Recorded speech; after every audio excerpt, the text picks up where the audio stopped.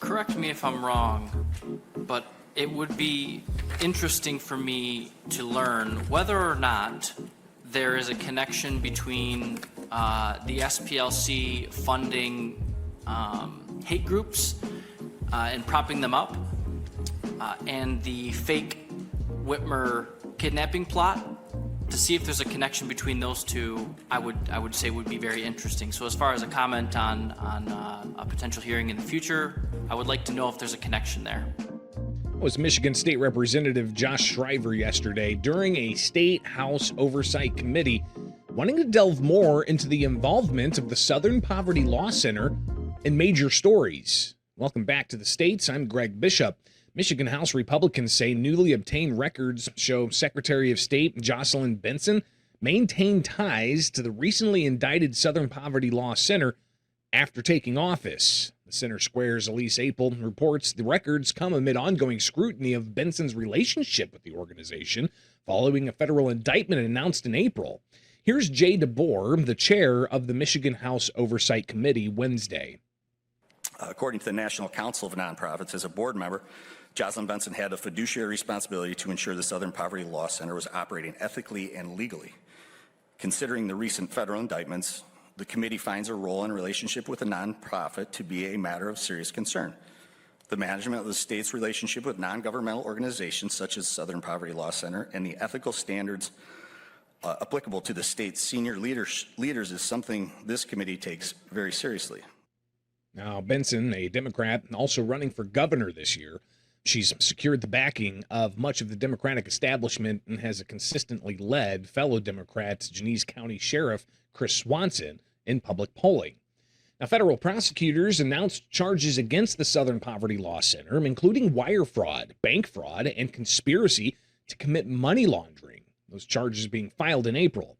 According to that indictment, the SPLC secretly funneled more than $3 million in donor funds between 2014 and 2023 to individuals associated with extremist organizations, including the Ku Klux Klan, Aryan Nations, and the National Socialist Movement. The SPLC has denied the allegations. CEO Brian Fair previously called the accusations false and defended the organization's work. Now, Benson, current Michigan Secretary of State, served on the SPLC's board of directors from 2014 through 2018, overlapping that timeline outlined in the federal indictment. Lots of questions. Here's Michigan State Representative Jason Wolford sharing his concerns at that Oversight Committee hearing Wednesday. She served as director, a position carrying responsibility and oversight and governance. So with the serious federal allegations that are before us, Michigan deserves answers about what Benson knew, what happened under her leadership as a board member, and see where that takes. So I'm glad that we're going to continue to fight this fight, look into this information. Again, that's the Michigan House Oversight Committee, and they've been investigating Benson's connections to the SPLC, held a hearing regarding the issue yesterday, releasing emails from the Michigan Department of State that Republicans say show that she was maintaining a working relationship with the organization after being elected to office in 2018. Now, the Oversight Committee was set yesterday to vote on a subpoena for Benson's agency to release records, but they said they received records just before the close of business Tuesday evening, and they may come back with a subpoena if the records that were provided don't address their concerns. Now, according to Republicans in Michigan, the emails show that Benson participated in a Southern Poverty Law Center event in 2019 and includes internal communications among her staff about the SPLC's recent indictments that were taken, quote, offline. Now, during yesterday's hearing, State Representative Jamie Green raised questions about SPLC's role in voting rights celebrations when she was in office amid other concerns. This department's own announcement stated that the tour was made possible through the financial or in-kind support of several organizations, including the Southern Poverty Law Center. And that announcement did not explain what the SPLC paid for, what services provided, whether state employees were involved in obtaining that support, or whether Secretary Benson's prior board relationship was disclosed and reviewed.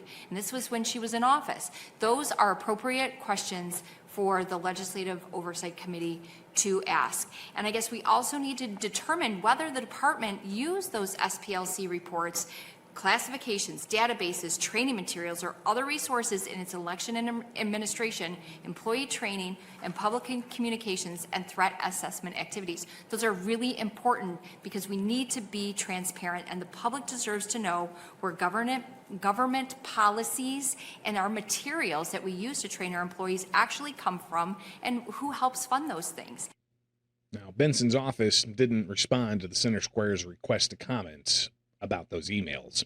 State Republicans have promised that they're going to keep the pressure on Benson, though they have held off on officially issuing a subpoena. We'll be covering that story in more detail as it develops. Be sure to get the latest at thecentersquare.com.